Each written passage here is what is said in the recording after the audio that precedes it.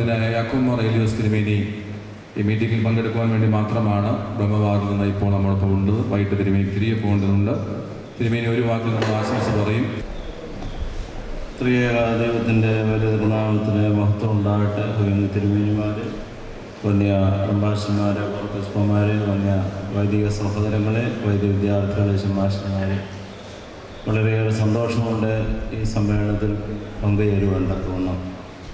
നിങ്ങളെവരുടെയും പ്രാർത്ഥനയോടും വോട്ടുകളോടും കൂടെ മേൽപ്പെട്ട സ്ഥാനത്തേക്ക് വരുവാനിടയായി നിങ്ങളെ ഒന്ന് കണ്ട് നിങ്ങളുടെ ഇടയിൽ നിന്ന് വർത്താനം പറഞ്ഞിട്ട് പോവുക എന്നുള്ളത് മാത്രമേ ഉള്ളൂ. രാവിലെ ആശംസ വിളിച്ചപ്പോൾ ഒന്നാമത് അവിടെ അപ്രസക്തമായിരുന്നു, സമയം പോയി, വന്നതുകൊണ്ടാതിരിക്കുക എന്നുള്ളതാണ്. ഇപ്പോൾ ചില സമയം കിട്ടി.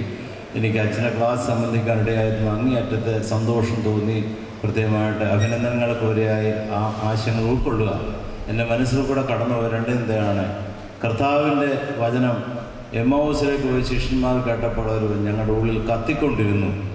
പത്രോസിൻ്റെ വചനം കേട്ടപ്പോൾ പറഞ്ഞു ഉള്ളിൽ കുത്തലുണ്ടായി. ഈ ക്ലാസ് കേൾക്കുമ്പോൾ നമുക്കുണ്ടാകുന്ന രണ്ട് അനുഭവമാണ്, ഒന്ന് കത്തലും ഒന്ന് കുത്തലും.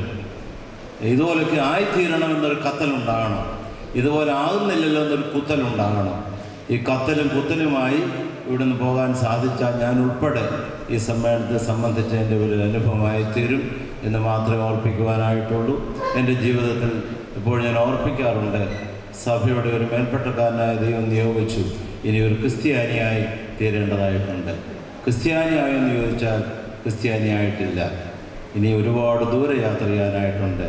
നമുക്ക് നല്ല ക്രിസ്ത്യാനി ജീവിതത്തിൻ്റെ അംശങ്ങൾ ഉൾക്കൊള്ളുവാൻ ദൈവം നമ്മെ സഹായിച്ചാൽ ഈ പറയുന്ന ആശയങ്ങൾ ഉൾക്കൊണ്ടിട്ട് നമുക്ക് പ്രവർത്തിക്കുവാൻ സാധിക്കും.